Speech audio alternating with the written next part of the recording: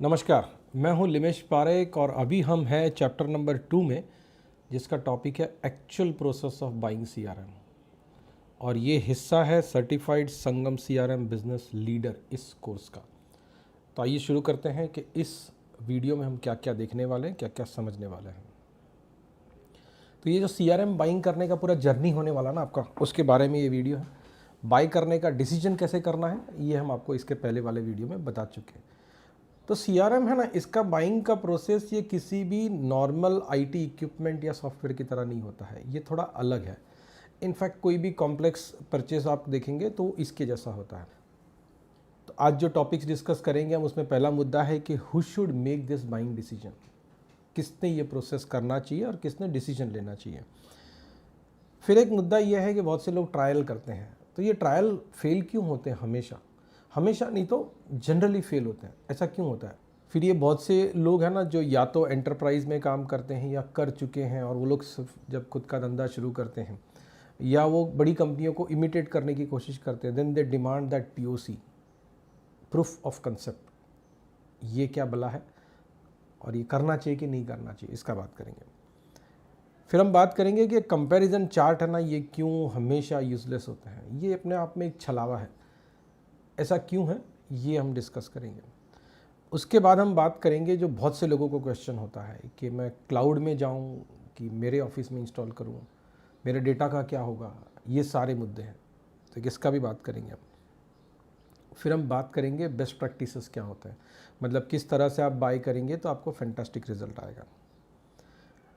इसके बाद हम बात करेंगे कि संगम सीआरएम का इकोसिस्टम जो पूरा है ना, ये आपको कैसे मदद कर सकता है। और there we will help you to decide whether you should go for Sangam CRM or not. जरूरी नहीं है कि आपने इधर तक का कोर्स देखा ना तो आपके लिए संगम सीआरएम फिट हो, तो फिट होता है कि नहीं होता है ये हम आप डिसाइड करेंगे जब 7 टॉपिक में। तो शुरू करते हैं पहला मुद्दा। अच्छा, उसके पहले 8वां टॉपिक है जहाँ पे समराइज़ करेंगे। ये समराइज़ इसलिए क्योंकि ये वाला ना बड़ा इंपॉर्टेंट डिसीजन है, इधर गलती हो तो इसके बाद वाले सारे स्टेप्स गलत होने वाले हैं। तो हम वापस एक बार रिवीजन कर लेंगे कि इस वीडियो में क्या क्या हुआ। तो शुरुआत करते हैं। कौन डिसाइड करना चाहिए सीआरएम कौन सा लेना है, या कौन ये सीआरएम डिसीजन का प्रोसेस करेगा। And let me tell you, it's not about authority. ये बात अथॉरिटी की नहीं है, उससे कुछ अलग है। सोचना ये है कि आप डेलीगेट करेंगे या खुद करेंगे। तो ऐसा है कि जो भी सीआरएम के बारे में डिसीजन करेगा ना, उसके पास ये चीज़ होना चाहिए। सबसे पहले तो आपके ऑर्गेनाइजेशन के गोल्स और चैलेंजेस क्या है ये मालूम हो, थोड़ा इतिहास भी मालूम हो और थोड़ा भविष्य में कहाँ जाना है ये भी मालूम हो। जो भी सीआरएम लेने वाला उसको ये मालूम होना चाहिए। दूसरा ये कि जो सीआरएम खरीदने का डिसीजन ले रहा है ना, उस व्यक्ति के पास इतना अथॉरिटी होना चाहिए कि वो टीम को बोले कि भाई आज से ऐसा नहीं ऐसा करना है, और वो टीम उसकी माने। ठीक है। तीसरा ये होना चाहिए कि वो प्रोसेस को चेंज करने का अथॉरिटी होना चाहिए कि भाई आज तक ऐसा होता था, अब ऐसा करेंगे। ये बोलने का जिसके पास अथॉरिटी है उसने सीआरएम खरीदने का डिसीजन करना चाहिए। इसका मतलब ये हुआ कि जो सीईओ है या ओनर है, मैनेजिंग डायरेक्टर है, प्रोप्राइटर है, पार्टनर है, फंक्शनल हेड है, टीम लीडर है, वो लोग डिसीजन करते हैं तो ठीक है। सबसे ऊपर वाला जो व्यक्ति है, शायद आप ही है, वो आपका इसमें इन्वॉल्व होना बहुत बहुत बहुत ज़्यादा ज़रूरी है। ये फ्रेशर को मत काम सौंप देना, क्योंकि होता ये है ना कि आप सब तो बिज़ी होते हैं आपके काम में, वो जो नया लड़का आया है वो फ्री है तो उसको काम सौंप देते हो, ऐसा मत करना। बहुत बार लोग ये गलती करते हैं कि उनके ऑफिस में जो आईटी मतलब हार्डवेयर और वो सब देख रहा ना, उसको सौंप देते हैं। और कुछ कुछ ऑर्गेनाइजेशन देखे मैंने जहाँ पे एचआर वाले डिसाइड करते हैं कि सेल्स का मैनेजर क्या देखेगा। बहुत बार तो ऐसा भी होता है कि भाई एचआर वाला है ना, वो एमबीए इन एचआर है, वो एचआर सीख के आया है, उसको नहीं मालूम पड़ेगा ना यार कि सेल्स मैनेजर या सेल्स पर्सन को दुखता कहाँ पे है, उनको क्या तकलीफ हो रहा है। तो अगर उनको नहीं समझ में आ रहा है तो तकलीफ है। वो लोग क्योंकि इनकी मीटिंग नहीं अटेंड कर रहे हैं तो उनको नहीं ख्याल है कि क्या तकलीफ है।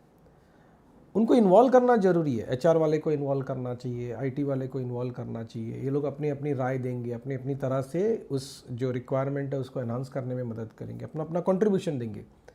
लेकिन उनके भरोसे नहीं डाल सकते आपके डिसीजन, आप ले लो भाई, ठीक है। क्योंकि आपको सेल्स टीम के लिए चाहिए या सर्विस टीम के लिए चाहिए, तो उन लोगों का होना ज़रूरी है और साथ में आपका होना ज़रूरी है, क्योंकि आप बॉस हैं। ये ध्यान में रखने वाला बात है, इधर गलती मत करना।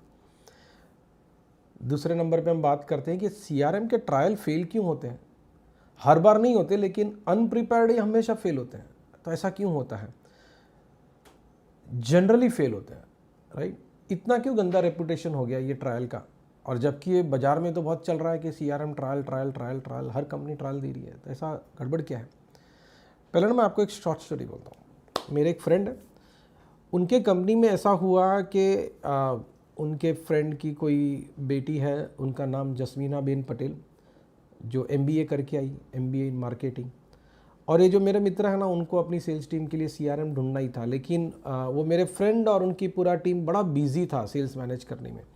तो उन्होंने ऐसा किया कि जस्मीना बेन को सौंपा कि भाई चलो ना, तुम ये CRM अपने लिए खरीदना ना, तो यू डिसाइड CRM। अब जस्मीना क्योंकि MBA करके आई थी, तो उसको ख्याल है कि रिसर्च करने का, तो उसने गूगल में जाके सर्च किया बेस्ट CRM। तो उसको जो भी 5 CRM मिले, उसने वो 5 CRM देखे, फिर उसने उसके कंपैरिजन के चार्ट बनाए, और उसके बाद उसने ये किया कि ट्राई करने लगी सबको, कि हर एक CRM को ट्राई करके देखते हैं, and so that she can decide whether she wants to do that. अब आप सोच के देखो, अगर उनको मालूम नहीं है कि क्या ट्राई करना है, तो फिर वो क्या चेक करेगी?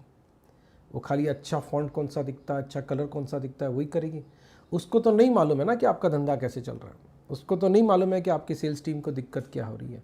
उसको नहीं मालूम है कि एज ए बॉस आपको क्या दिक्कत हो रही है सेल्स टीम को मैनेज करने में।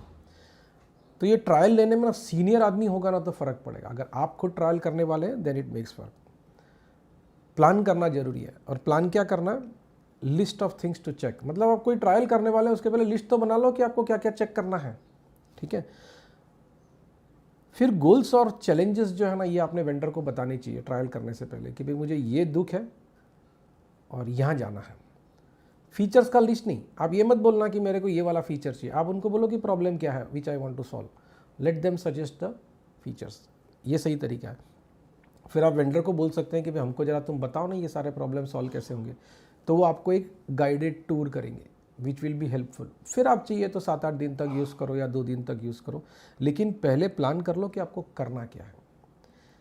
एक दिक्कत ये होता है ना ये ट्रायल वाले में, कि दोनों साइड सीरियस नहीं होती है। बहुत बार तो जो वेंडर है उसको मालूम ही नहीं है कि आप ट्रायल कर रहे हैं, क्योंकि ऑटोमेटेड ट्रायल चालू हो गया सब। दूसरा ये दिक्कत होता है कि आपके यहाँ भी कोई सीरियस नहीं है, क्योंकि सबको मालूम है तो ट्रायल हो रहा है, ये कोई यूज़ करना ज़रूरी नहीं है।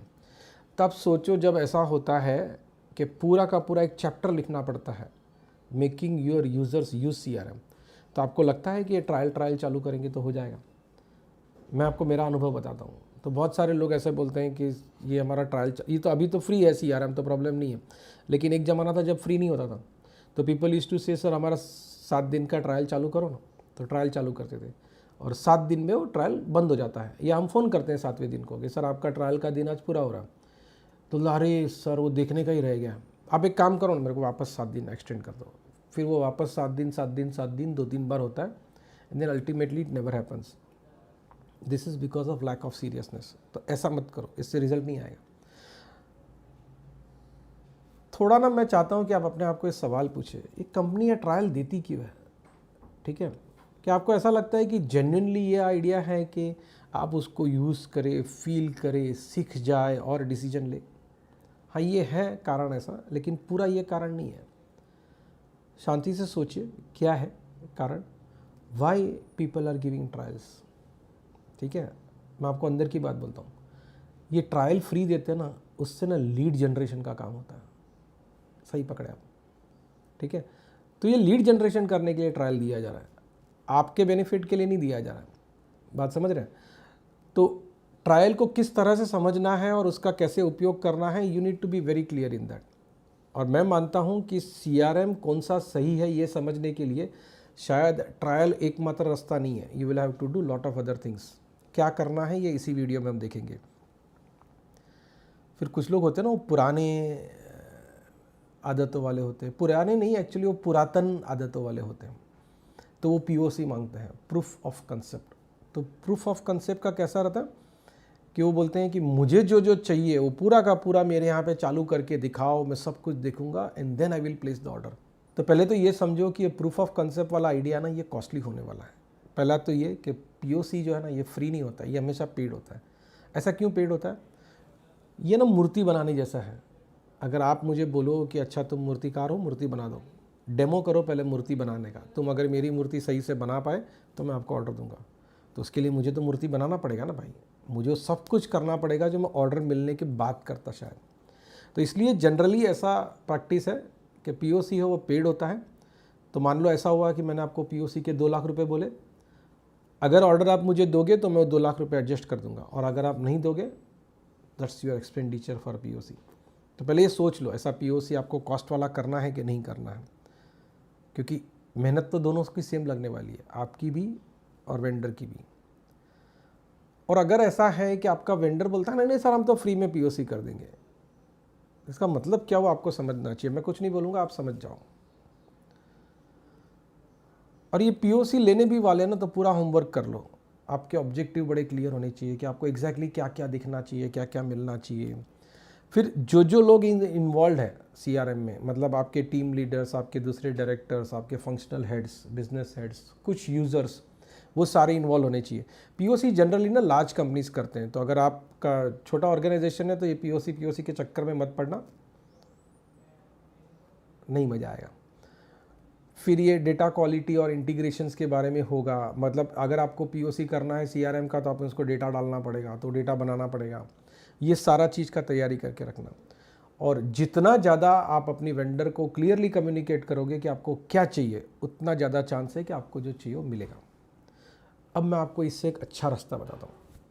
ये ट्राइड एंड टेस्टेड रास्ता है, हर बार चलता है, और हम लोग बहुत टाइम से ये कर रहे हैं। बहुत टाइम से मतलब बहुत सालों से हमने सीआरएम का बिज़नेस चालू किया उसके पहले से, and it is always successful. ये होता ये है कि we tell the customer to do CPO rather than doing POC. अब आप बोलोगे कि सीपीओ क्या है, आप बोलोगे, सवाल ही नहीं है। उसके पहले मैं आपको एक स्टोरी बोलता हूँ। अब ये उस ज़माने की बात है जब भी हम लोग है ना थिन क्लाइंट का बिज़नेस करते थे। तो एक अच्छे खासे बड़े ऑर्गेनाइजेशन के एक सीटीओ साहब ने हमको बोला कि मुझे थिन क्लाइंट का सेटअप करना है और पीओसी करना है, और उसको पूरा इंटीग्रेट करना है। मेरा एक विंडोज़ का सर्वर होगा, एक एडी सर्वर है एक्टिव डायरेक्टरी का, एक एप्लीकेशन सर्वर है, डेटाबेस सर्वर है, ये सब इंटीग्रेट होकर चलना चाहिए, और मुझे एक्टिव डायरेक्टरी से पूरा कॉन्फ़िगरेशन होता है कि नहीं होता है ये बताना है। अब वैसे देखो ना तो ये विंडोज़ का सेटअप है, मेरा सेटअप नहीं है, थिन क्लाइंट का, और उसमें कोई रोल नहीं है, लेकिन फिर भी हमने पूरा किया। 7-8 दिन का काम था, वो पूरा किया। अब तब हम नए थे तो ऐसी गलती हो जाती है, आपसे भी हुई होगी शायद। तो हमने वो पूरा किया, और उसके बाद वो हो गया, सब सक्सेसफुली दिखा, उन्होंने बोला हाँ बराबर ऑल गुड, हमको शाबाशी भी दी, वर्बली दी, मेल वेल में नहीं डाला, लेकिन बोला अच्छा है करके। फिर हम फॉलोअप करते रहे, कुछ हुआ नहीं। फिर 3 हफ्ते बाद हमको अचानक मालूम पड़ा कि वो सीटीओ साहब ने ना कहीं और लगे हैं, दूसरे ऑर्गेनाइजेशन में लगे, और जिस ऑर्गेनाइजेशन में लगे हैं उस ऑर्गेनाइजेशन में एक्टिव डायरेक्टरी का सेटअप था, and he just wanted to learn that.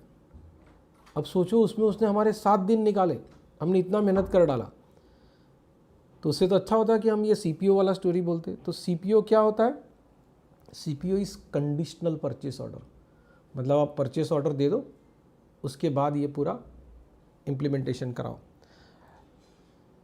इसमें एक एनजे की तरफ से होता है, तो हम लोग ऐसा बोलते हैं कि अगर आपके सेटिस्फेक्शन के हिसाब से, जिस तरह से आपने हमको पीओ दिया है और उसमें जो जो लिखा है वैसा हम नहीं कर पाए, तो आपने जितना पैसा दिया ना हम वापस दे देंगे, नो क्वेश्चंस आस्क्ड, ठीक है।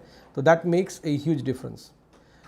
इसमें ना एक बहुत बड़ा फ़ायदा ये होता है कि न तो दोनों साइड में से किसी का टाइम वेस्ट होता है, न पैसा वेस्ट होता है, न रिसोर्स वेस्ट होता है। क्योंकि क्या होता है कि लेट्स से यही सीटीओ साहब जो मैंने आपको स्टोरी बोला, उनको मैं पीओसी नहीं करता और सीपीओ मांगता, ठीक है, कि आप कंडीशनल परचेस ऑर्डर ले लो, तो he would have required to ask his finance team. उनको शायद अपने सीईओ से भी बात करनी पड़ती। तो सीईओ को तो मालूम था कि इसने जॉब का रेजिग्नेशन दे दिया है नोटिस पीरियड पे, हमको नहीं मालूम था ना, तो पकड़े जाते फिर। लेकिन वैसा किया नहीं और हमने ये गलती कर डाला। तो आप मत करना, नहीं तो आप किसी को बोलोगे और वो पीओसी करवा देगा। एक कंडीशनल परचेस ऑर्डर रिलीज़ करने में एक बेनिफिट ये भी है कि हर कोई सीरियस होता है और रिजल्ट फैंटास्टिक आता है।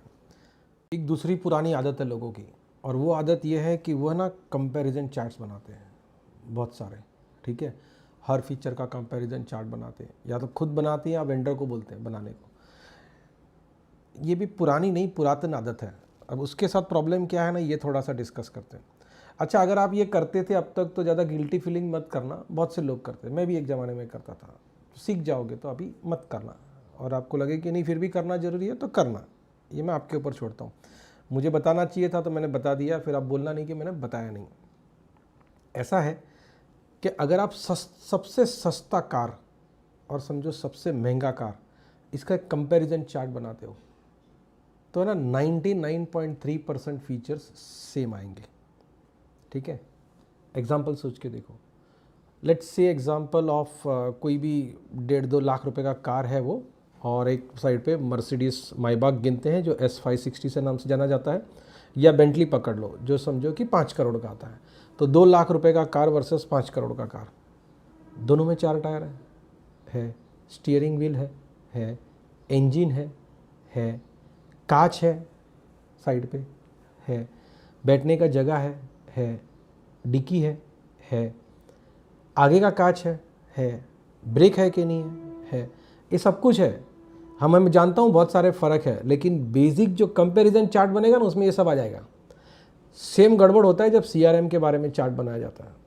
अब आप सोचने लगे ना, ढंग से सोचना। दूसरा ये होता है कि CRM का चार्ट जो भी बनाएगा ना वो बायस्ड होगा। ठीक है, अगर मैं बना के दूंगा तो ऑब्वियसली मैं उसमें संगम CRM के बेनिफिट ज़्यादा हाईलाइट करूंगा, और वही चीज़ अगर दूसरे किसी ने वेंडर ने बनाया तो उसके हाईलाइट करेगा। ठीक है, तो आप किसी के पास भी बनवाओगे तो वो तो हमेशा बायस्ड होगा, और आप खुद बनाओगे तो जिस प्रकार का मेहनत लगता है ना, इट्स नॉट वर्थ इट, मत करना, सच बोल रहा हूँ, हमेशा बायस होता है। अच्छा, और एक मुद्दा है, एक कंपैरिजन चार्ट है ना, ये एक्सपर्ट्स के लिए है। मतलब जिस चीज़ में जिस फील्ड में आपको बड़ा व्यवस्थित ज्ञान है उसका आप कंपैरिजन चार्ट बना लो, इट्स यूज़फुल। फॉर एग्जांपल आप मोबाइल समझो कि 20 साल से यूज़ करते हो, तो मोबाइल का खरीदिए ना आप कंपैरिजन चार्ट से कर सकते हैं। ठीक है, CRM का नहीं खरीद सकते, और CRM अगर पहली बार खरीद रहे हैं तब तो कभी नहीं कर सकते। तो ये ध्यान में रखना कि अगर आप कंपैरिजन चार्ट यूज़ करना चाहते हो तो। अब बात करते हैं वही सबसे बड़ा सवाल कि ऑन साइट होना चाहिए कि क्लाउड होना चाहिए। ठीक है, और मेरे डेटा सिक्योरिटी का क्या होगा। अब ये ना टेक्निकल क्वेश्चन से ज़्यादा एक माइंडसेट का क्वेश्चन है, तो इसको थोड़ा सा उस तरफ से भी समझना। मैं आपको पहले एक स्टोरी बोलता हूँ। ऐसा है कि आज से 100 साल पहले मेरे और आपके बाप दादा ये बैंक में पैसा नहीं रखते थे, वो है ना अपने घर में नीचे खड्डा करके रखते थे। उनको ऐसा बिलीफ था कि बैंक में रखेंगे ना वो सेफ़ नहीं है, अपना पैसा दूसरे के पास रखने का, यार ये कहाँ का बात है। और उसके बदले में वो अपने को देगा क्या, तो बोले एक ऐसे कागज़ के टुकड़े पे लिख के देगा कि तेरा पैसा मेरे पास है। That does not use to make sense. क्या आप और मैं आज ऐसा करते हैं? नहीं करते हैं। क्यों? क्योंकि ज़माना बदल गया। अब अपने को मालूम पड़ गया कि बैंक कैसे काम करता है, अब अपने को मालूम पड़ गया है कि banks are reliable. Same thing है ना ये क्लाउड वाले में हो चुका है। रदर मोस्ट ऑफ लोग क्लाउड नेटिव हो चुके हैं, अभी से नहीं बहुत सालों से। अगर आप नहीं हुए हैं तो इसमें कोई गिल्टी फीलिंग करने वाला बात नहीं है, अब हो जाओ। ठीक है, थोड़े और कारण देता हूं मैं आपको। एक तो क्या होता है, ये अपने को सेल्फ होस्टेड करने का मन क्यों होता है, वाई वी थिंक ये मेरे यहाँ पे इंस्टॉल होना चाहिए। तो एक कारण ये होता है कि हम ऐसा सोचते हैं कि एक बार खरीद लेंगे फिर शांति हो जाएगा। तो आज के ज़माने में एक टाइम कॉस्ट में सॉफ्टवेयर नहीं आता है तो बड़ा कॉस्टली हो जाता है, और दूसरा ये कि अपडेशन बहुत फास्ट रिक्वायर्ड है। तो आप एक बार कॉस्ट में लोगे तो फिर अपडेशन कैसे मिलेगा। दूसरा कारण आपका ये होगा अपने यहाँ पे CRM रखने का कि मेरा डेटा का प्राइवेसी हो। तो थोड़ा सा इसके बारे में भी सोच के देखिए। जो भी CRM वेंडर आपको क्लाउड पे प्रोवाइड करता है, they are very serious about data.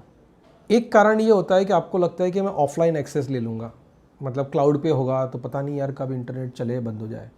ठीक है, ऐसा नहीं है। आप शांति से सोच के देखिए कि पिछले 24 महीने में 2 साल में आप कितने मिनट तक ऑफलाइन थे, मतलब आप चाहते थे लेकिन इंटरनेट का एक्सेस नहीं था बिजनेस आवर्स में भी। ऐसा कभी हुआ 2 साल में? नहीं हुआ है। तो जो 20 साल पुराना आइडिया है ना, 20 साल पुराना डर है, उसको अभी मत डालो।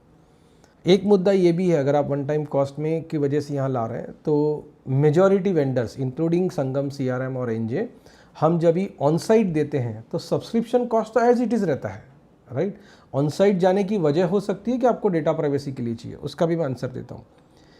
दूसरा ये कि including NJ all the major vendors provide you very clear cut NDA and privacy policy. NDA क्या होता है? नॉन डिस्क्लोजर एग्रीमेंट, मतलब हम आपका डेटा का उपयोग नहीं करेंगे, कैसे करेंगे, क्या करेंगे, किसी के साथ शेयर करेंगे कि नहीं करेंगे, ये सब चीज़ क्लियरली मेंशन्ड होता है, राइट।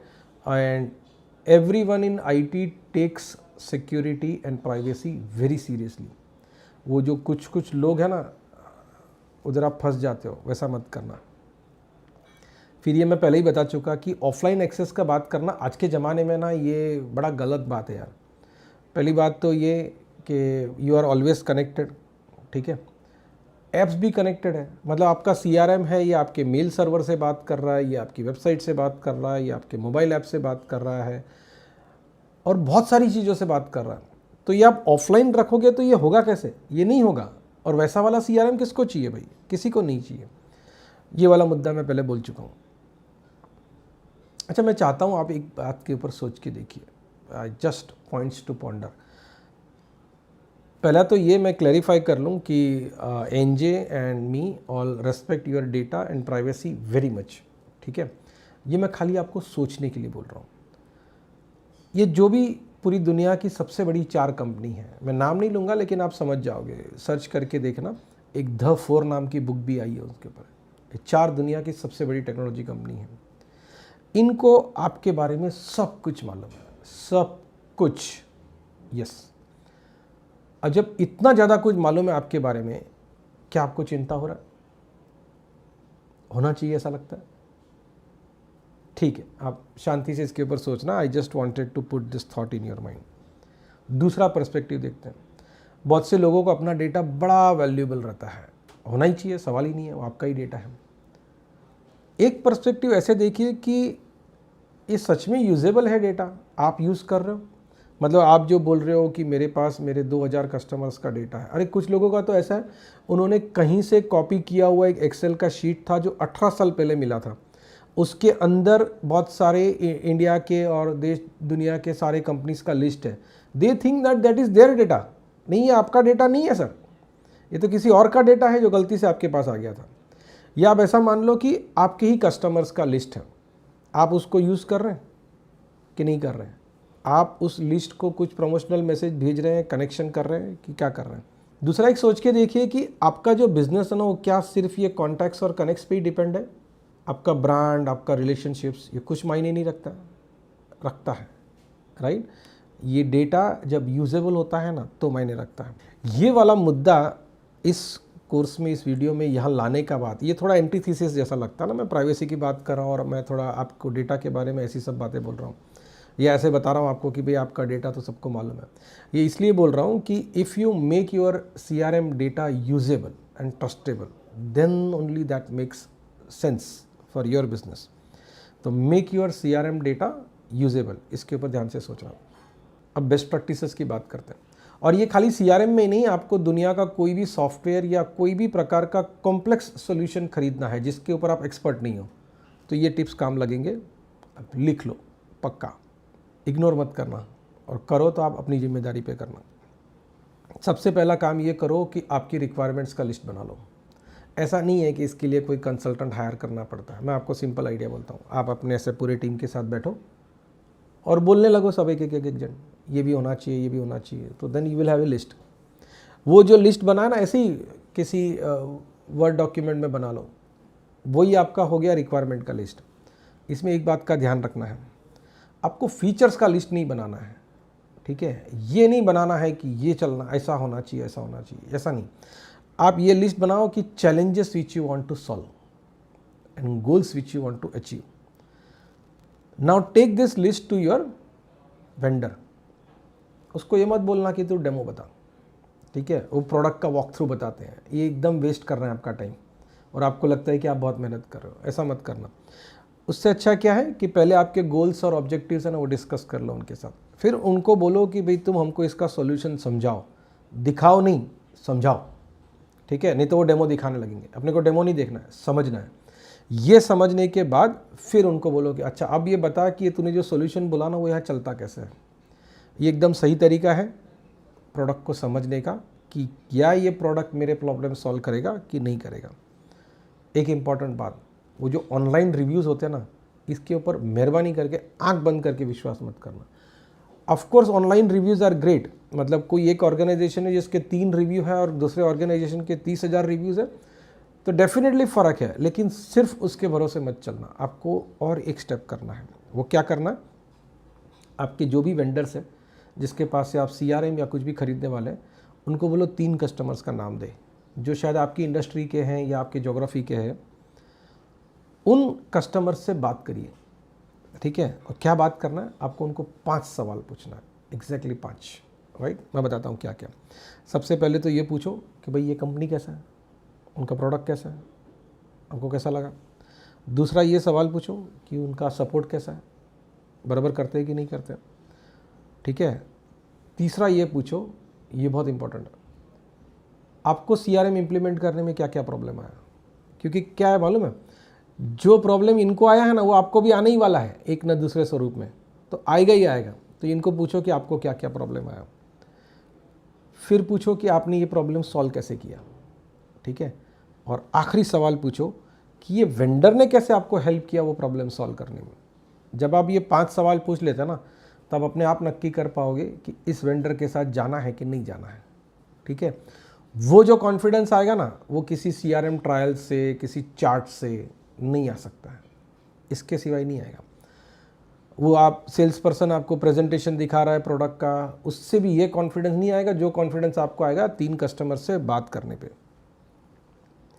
सबसे इम्पॉर्टेंट बात यह है कि जब भी आप ये वेंडर के कस्टमर से बात कर रहे हो और अपने यहाँ पे पूरा सोच रहे हो बाय करने का, तो ये बात को कभी मत इग्नोर करना कि आपके टीम का ना चेंज एपिटाइट कितना है, वो कितना परिवर्तन एक साथ सहन कर सकते हैं, ठीक है। तो मतलब आप एकदम साधारण व्हाट्सएप पे कम्युनिकेशन करते थे और अब बोलोगे कि मेरा फुल फ्लेज CRM बनेगा जिसमें लीड मॉड्यूल में मैं 28 फील्ड डाल दूंगा, तो शायद आपका टीम वो परिवर्तन सहन नहीं कर पाएगी। तो ये सोच के करना।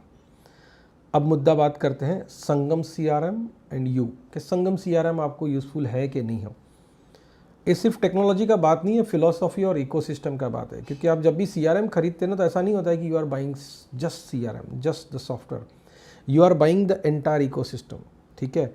आप ये वेंडर के साथ रिलेशनशिप बना रहे हो, शायद जो इम्प्लीमेंटेशन करने वाला है ये वेंडर या उसका पार्टनर, उसके साथ कर रहे हो, और इसी प्लेटफॉर्म का जो API वगैरह है, जो कनेक्टर्स है, उसके साथ डील कर रहे हो। तो you are actually buying a complete ecosystem, not just the product, not just the technology.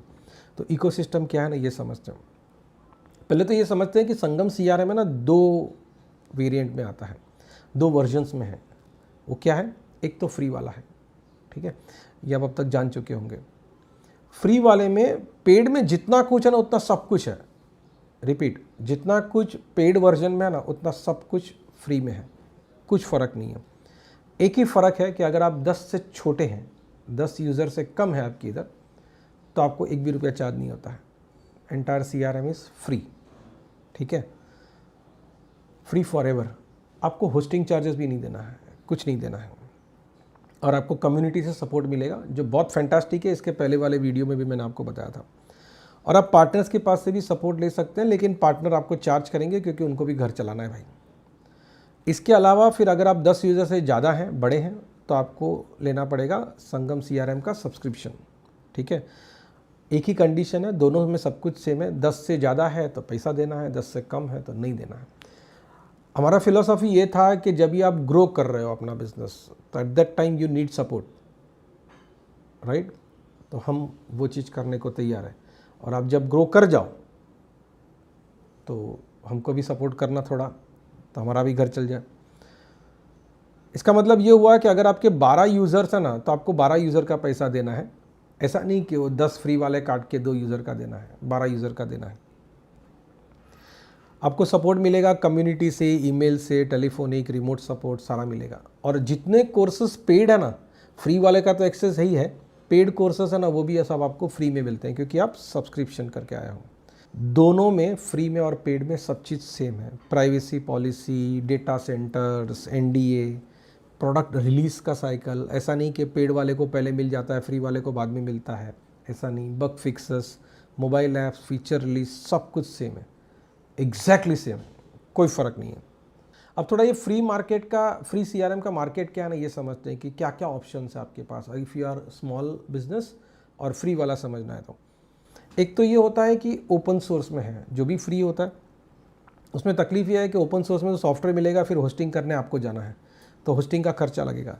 उसके बाद ये होगा कि उसका ना इम्प्लीमेंटेशन और कस्टमाइजेशन कॉस्ट बड़ा भारी होता है। उससे भी बड़ा प्रॉब्लम ये है कि you are heavily dependent on one single partner for implementation, क्योंकि जो कुछ किया उसने करके दिया, उसकी एक्सपर्टीज़ पे आप डिपेंडेंट हो। तो ये ना कभी कभी आपका लॉक बन जाता है कि भाई आप उसके साथ बंध गए, यू कांट मूव अहेड। बाहर से कुछ भी दिखता हो लेकिन ऐसा होता है। दूसरा प्रकार है फ्री होता है लेकिन वो क्रिपल्ड वर्जन होता है। मतलब अगर उनके पेड प्रोडक्ट में समझो कि 20 फीचर्स हैं तो फ्री वाले में 20 नहीं होंगे, 5 होंगे, 2 होंगे, 12 होंगे, और वो भी लिमिटेड तरीके से होंगे। तो ऐसा फ़र्क होता है। मतलब फ्री है लेकिन क्रिपल्ड है, पार्शियली दे रहे हैं प्रोडक्ट। तीसरा एक प्रकार चलता है मार्केट में, उसमें क्या होता है कि फुल सारे जो फीचर्स हैं ना वो देते हैं लेकिन 2 यूज़र के देते हैं। अब आप बताओ कि अगर आप 2 यूज़र वाले हो तो आपको CRM ही नहीं चाहिए, ठीक है। ये वो वाला है, मैंने आपको बोला ना क्यों फ्री दे रहे हैं, तो कारण ये है कि आपको उसमें लाना है। तो एनजे ऐसा नहीं करता है। चौथा भी एक प्रकार है जहाँ पे आपको CRM फ्री देते हैं लेकिन आपका डेटा बेचेंगे, और वो छोटे छोटे अक्षर में इस तरह से लिख देते हैं कि आपको ध्यान भी नहीं आएगा, लेकिन अब आपका डेटा कॉम्प्रोमाइज़ हो रहा है। मेरे हिसाब से संगम CRM is the only real free CRM, ठीक है, जिसके ऊपर आप है ना स्मॉल बिजनेस आपका पूरी तरह से चला सकते हो, राइट। और बहुत से लोग चला रहे हैं। अब सवाल ये आता है कि अगर संगम CRM फ्री दे रहे हैं तो एनजे कमाएगा कैसे, मतलब सस्टेन कैसे करेगा ताकि ये वाला कंटिन्यूसली दे सके, क्योंकि हमने बोल तो दिया कि it is free for ever, लेकिन हम चलाएंगे कैसे, ये खेल चलेगा कैसे, थोड़ा उसको समझते हैं, क्योंकि ये बहुत इंपॉर्टेंट क्वेश्चन है, बहुत से लोगों को है। मतलब 1 करोड़ रुपए का सवाल है या $1 बिलियन क्वेश्चन है। तो let's understand how do we survive. एक तो मुद्दा ये है कि हमारे पेड कोर्सेस है, lot of people are buying it. वो पेड कोर्स काफ़ी इकोनॉमिकल रेट्स पे है अभी, लेकिन तो भी लोग खरीद रहे हैं, तो इससे हमारा ना होस्टिंग का खर्चा में थोड़ा बहुत मदद हो जाता है। ये पूरा का पूरा रेवेन्यू मॉडल नहीं है, लेकिन हमारा उसमें थोड़ा बहुत क्या बोलते हैं, हमको सब्सिडी मिल जाता है। दूसरा मुद्दा ये है कि रिसर्च बोलता है कि 100 जन अगर धंधा चालू करते ना तो 15% लोग है ना अगले 1.5-2 साल में ग्रो कर जाएंगे, ठीक है। तो अगर अभी समझो संगम CRM फ्री में 100 जन आते हैं तो चांसेस है कि अगले 1.5-2 साल में 15% लोग तो आगे बढ़ेंगे। तो आगे बढ़ेंगे तो then we will generate the revenue. तीसरा ये होता है कि जो इकोसिस्टम बन रहा है ना, दैट इज़ आवर एडवांटेज। तो आप सोच के देखिए कि कितने सारे पार्टनर्स हैं जो लोग ये फ्री CRM से सपोर्ट देकर पैसा कमाते हैं। अब ये पार्टनर्स एक्सपर्ट हो रहे हैं CRM में, तो ये हमारा पूरा इकोसिस्टम बन रहा है, एक कैपेसिटी बन रहा है, जो जब भी बड़े क्लाइंट्स को सपोर्ट करना है तो मदद में आएगा। तो ये भी एक बेनिफिट है, कैपेसिटी बिल्डिंग या कैपेबिलिटी बिल्डिंग बोल सकते हैं। तो हम लोग है ना इसको ऐसा नहीं देखते हैं कि ये लाइक फ्री में दे रहे हैं। We consider this as marketing, we consider this as capacity building, so that's our idea. अब क्वेश्चन ये है कि इस संगम CRM कॉम्पिटिटिव इनफ, ठीक है। मतलब ये जो फ्री वर्जन है तो वो तो ठीक है, हाई कॉम्पिटिटिव, क्योंकि हमने अब तक में बता दिया। जो पेड वर्जन है उसका क्या हिसाब है, तो आओ ढूंढते हैं, कंपैरिजन करते हैं। अच्छा, वैसे ये नॉर्मल वाला कंपैरिजन चार्ट नहीं है, अलग है, तो दिस विल बी यूजफुल। तो पहला तो ये है कि it is small enough for small business, मतलब ये इतना छोटा है, इतना सिंपल है, लो कोड नो कोड है। तो जो स्मॉल बिजनेस ओनर होता है ना, जिसके पास बहुत सारा टाइम नहीं है, बहुत सारा रिसोर्सेज नहीं है, वो भी चला लेते हैं, चला रहे हैं। तो it is easy to use, free forever, and it is enough for the large business. मतलब ये एंटरप्राइज के लिए रेडी है, ये फ्लेक्सिबल है, स्केलेबल है। इसका जो आर्किटेक्चर है वो उस तरह से डिज़ाइन किया गया है कि इसमें लाखों ट्रांजैक्शंस आए तो भी ये बैठ नहीं जाएगा।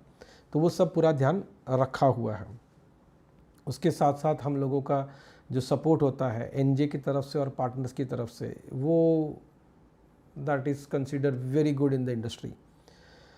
हम ये ना 2009 से कर रहे हैं, तो बहुत सालों से हम कर रहे हैं, तो अपने को मालूम है कि हम क्या कर रहे हैं।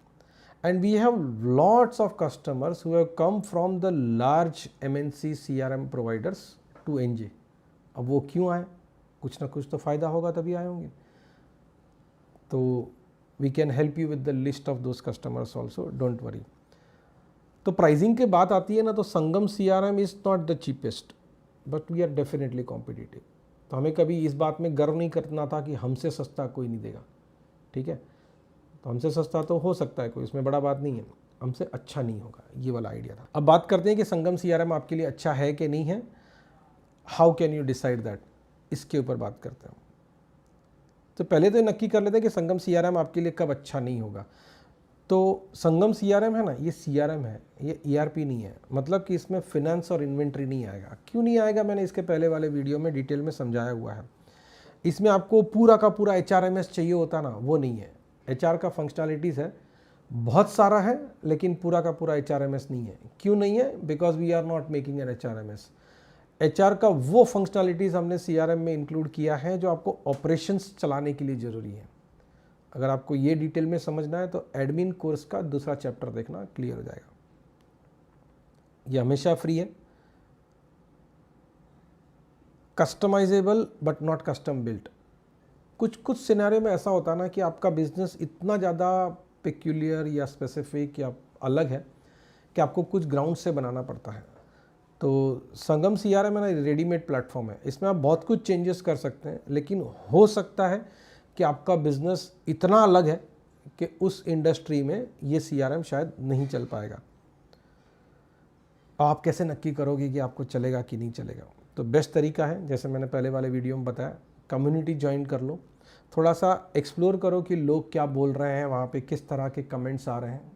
ठीक है, किस तरह के क्वेश्चंस पूछे जा रहे हैं. बहुत से लोगों ने यूजेज सिनेरियो बताया है, कोर्स के रिव्यूज़ लिखे हैं, प्रोडक्ट का फीडबैक दिया है. तो गो थ्रू दैट.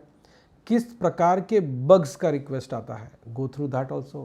किस प्रकार के फीचर्स का रिक्वेस्ट आता है, गो थ्रू दैट ऑल्सो. और उन्हीं सब चीज़ों को NJ का टीम और हमारा पार्टनर कम्युनिटी कैसे रिस्पॉन्ड करता है, स्टडी दैट ऑल्सो. तो इससे आपको बहुत कुछ मालूम पड़ेगा. दूसरा ये हो सकता है कि if you want to speak to our clients in your industry और your geography, talk to us, we will provide you that. वो 5 वाले सवाल मैंने आपको बोले थे ना, वो उनको पूछ के देखना. उनसे बात करने के बाद नहीं होता तो हमसे बात करिए या हमारे पार्टनर से बात करिए. We will share with you whether we can help you or not. तो that will help you to make the decisions. अब थोड़ा सा वापस रिवीजन कर लेते हैं. हाँ, मैंने जो बोला वही वापस बोलूँगा, लेकिन एक समराइज़ हो जाएगा. किसी और वीडियो में समराइज़ नहीं किया, इसी में कर रहे हैं क्योंकि इसका कारण है. पहले बताया वैसे संगम CRM कम्युनिटी ज्वाइन करो, प्लेटफॉर्म एक्सप्लोर कर लो. संगम CRM 10 यूज़र तक तो आप शुरू कर सकते हो. खाली sangamcrm.com वेबसाइट पे जाके स्टार्ट नाउ करना है और उसके बाद you are good to go. याद रहे, पहले कम्युनिटी ज्वाइन करना, बेसिक वीडियोस देखना, फिर CRM स्टार्ट करना. पहले CRM एक्सप्लोर कर लूँगा फिर कम्युनिटी ज्वाइन कर लूँगा, ऐसा नहीं चलता है. कोर्सेज थोड़े देख लो तो आपको ये कॉन्फिडेंट हो जाएगा कि ये वाला प्रोडक्ट आपके लिए है कि नहीं है. You will be very clear. पहले बताया ऐसे, कुछ कस्टमर से बात करो, हमसे या हमारे पार्टनर से बात करो, and you should be good. तो ये वीडियो यहाँ ख़त्म होता है. अगले वीडियो में मिलेंगे और उस वीडियो के टॉपिक का नाम है implementing CRM. Thank you very much for watching this. See you soon.